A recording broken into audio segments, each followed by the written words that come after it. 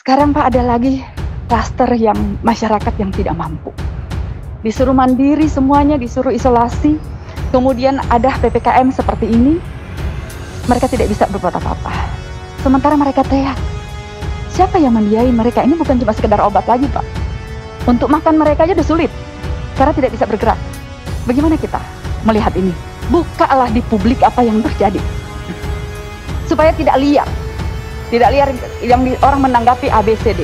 Sampaikan. Ini cuma masalah lebih ke keterus-terangan Pak. Baru kita bisa mendapatkan solusi yang baik. Kalau kita sembunyi-sembunyi, ada yang disembunyikan, kita tidak akan dapatkan solusi yang baik untuk persoalan bangsa kita hari ini. Jangan sampai ini vaksin program kemudian akhirnya diperjualbelikan. Akhirnya kan keputusannya harus beda. Harus beda mereknya. Supaya ketahuan bahwa mana yang vaksin program, mana yang vaksin gotong royong. Dan vaksin ini biar tidak terkesan lah itu vaksin gratis kok dijual gitu. Akhirnya kan dipisah. Harus yang namanya vaksinnya harus namanya beda gitu. Dan satu hal lagi saya harus ulang-ulang bahwa ini harus terbuka. Apa yang terjadi harus dibuka kepada publik supaya tidak liar di luar. Terima kasih sudah klik video ini. Jangan lupa tekan tombol subscribe untuk bergabung. Dalam hitungan saya persilahkan kalian untuk tekan tombol subscribe. 10, 3, 2, 1. Saya ucapkan selamat bergabung dalam channel ini. Saya ingin tanyakan kepada Pak Menkes saja ini. Apa yang disampaikan Pak Ansori kaget, saya juga kaget. Ada dua hal, tapi yang hal pertama yang saya ingin sampaikan tentang isolasi mandiri. Karena pertanggal 5 kemarin kita sudah membahas itu. Dalam keputusan mungkin kita harus baca kembali biar kita mengingat aja dulu.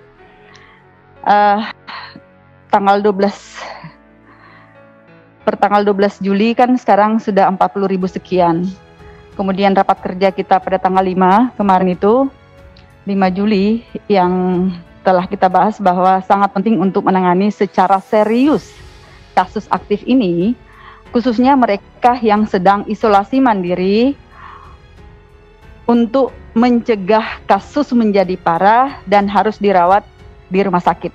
Karena kemarin kan juga sudah disampaikan oleh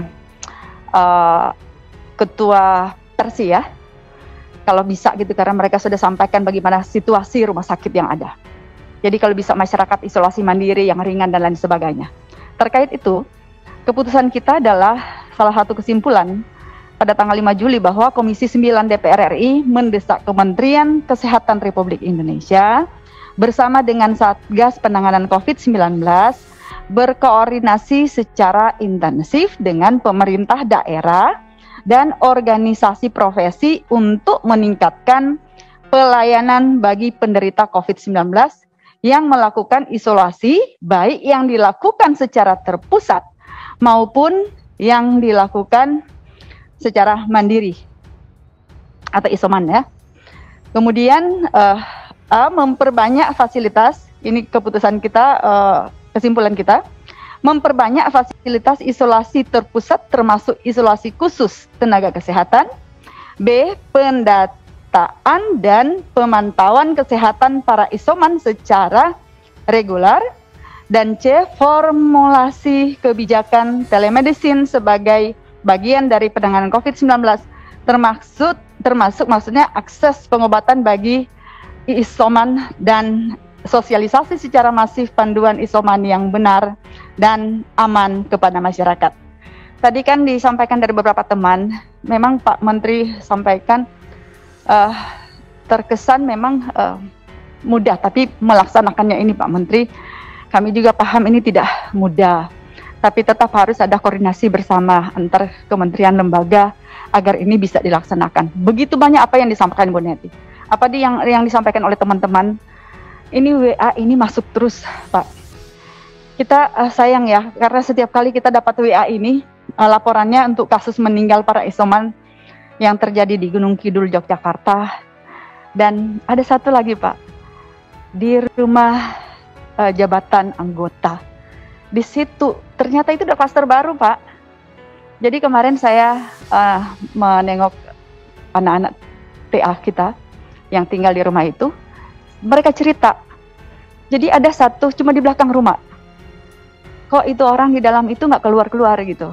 Yang biasanya suka campur ya. Tiba-tiba nggak keluar. Nah, mereka cuma lihat ada seorang bapak yang biasa ambil handuk di luar ya. Tiba-tiba paginya itu ada anaknya keluar minta tolong untuk cariin ambulans. Sulit untuk mendapatkan ambulans dan akhirnya mereka cari mobil biasa. Ketika bawa di rumah sakit, Pak, itu bapak itu masih menyampaikan terima kasih bagi yang membantu. Sampai rumah sakit mungkin sekitar jam 11, jam 5-nya meninggal. Mereka di isoman, Pak. Ini nggak jauh-jauh, kita ngomong aja nih yang masih seputaran di area kita. Seperti itu. Dan bukan cuma itu, Pak, banyak keluarga dan anggota dan keluarganya isoman di rumah jabatan itu sendiri.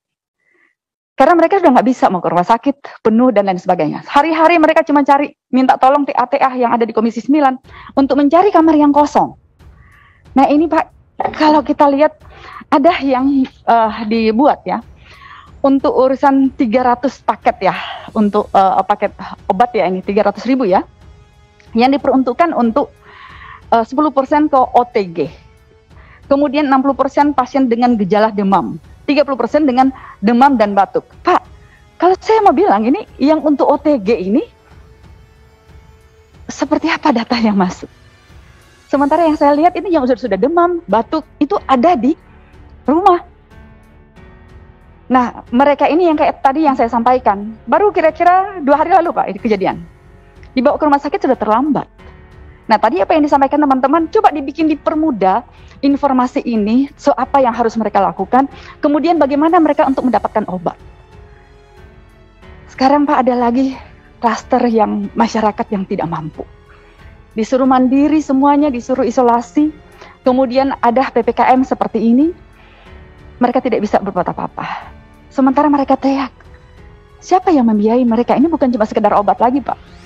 Untuk makan mereka aja udah sulit. Karena tidak bisa bergerak. Bagaimana kita melihat ini? Nah ini pertanyaan banyak sekali yang minta bantuan. Pak, kalau dulu saya di telepon tuh cuma minta bantu untuk biaya sekolah atau biaya rumah sakit.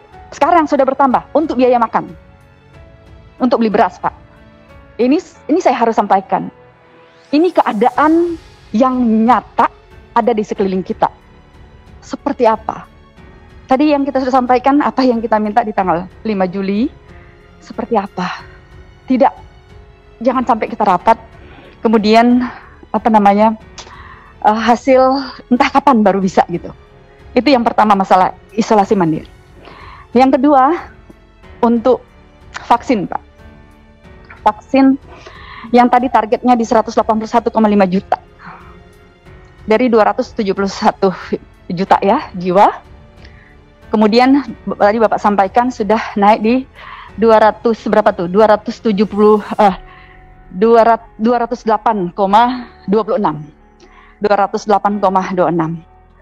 Kemarin saya bilang saya kaget, saya menerima telepon dari wartawan menanyakan, yang saya bengong, saya sendiri lah, kok jadi begini? Saya cuma bilang bahwa di Komisi 9 cuma ada 2 pembahasannya memang.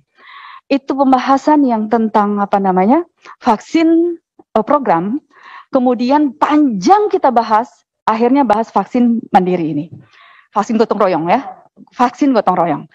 Yang akhirnya detail, banyak sekali pertanyaan detail seperti apa ini pelaksanaan vaksin gotong royong. Akhirnya kami mendapatkan jawaban, yaitu 1 pintu, melalui Kamar Dagang dan Industri, semua mendaftar di sana, kemudian nanti dari sana baru vaksin ini diberikan ya kepada mereka-mereka yang punya karyawan dan keluarganya yang dibiayain, tapi karyawan ini atau keluarga karyawan tidak menerima pembayaran sama sekali. Ini pertanyaannya, apa sebetulnya yang terjadi Pak? Sampai sekarang bisa berubah. Kemudian dari Permenkes nomor 18 jadi nomor 19 karena untuk menyiapkan itu ternyata kan. Nah itu saya kaget Pak, betul-betul kaget sekali, ada apa ini? Jadi yang saya minta ini, bukalah di publik apa yang terjadi. Supaya tidak liar yang orang menanggapi ABCD. Sampaikan. Ini cuma masalah lebih ke keterus-terangan Pak. Baru kita bisa mendapatkan solusi yang baik. Kalau kita sembunyi-sembunyi, ada yang disembunyikan, kita tidak akan dapatkan solusi yang baik untuk persoalan bangsa kita hari ini. Sampaikan apa yang terjadi. Apakah yang tadi yang sudah berapa? 17,5 juta itu, yang 17 yang untuk Kadin itu? Ya, apakah yang 17 juta sekian yang vaksin yang harus diambil? Itu kan kita bahas sampai bukan cuma sekedar itu, kan kita sampai bahas bagaimana caranya vaksin seperti apa. Jangan sampai ini vaksin program kemudian akhirnya diperjualbelikan. Akhirnya kan keputusannya harus beda, harus beda mereknya, supaya ketahuan bahwa mana yang vaksin program, mana yang vaksin gotong royong. Dan vaksin ini biar tidak terkesan lah itu vaksin gratis kok dijual gitu. Akhirnya kan dipisah, harus yang namanya vaksinnya harus namanya beda gitu. Kemudian 17,5 juta.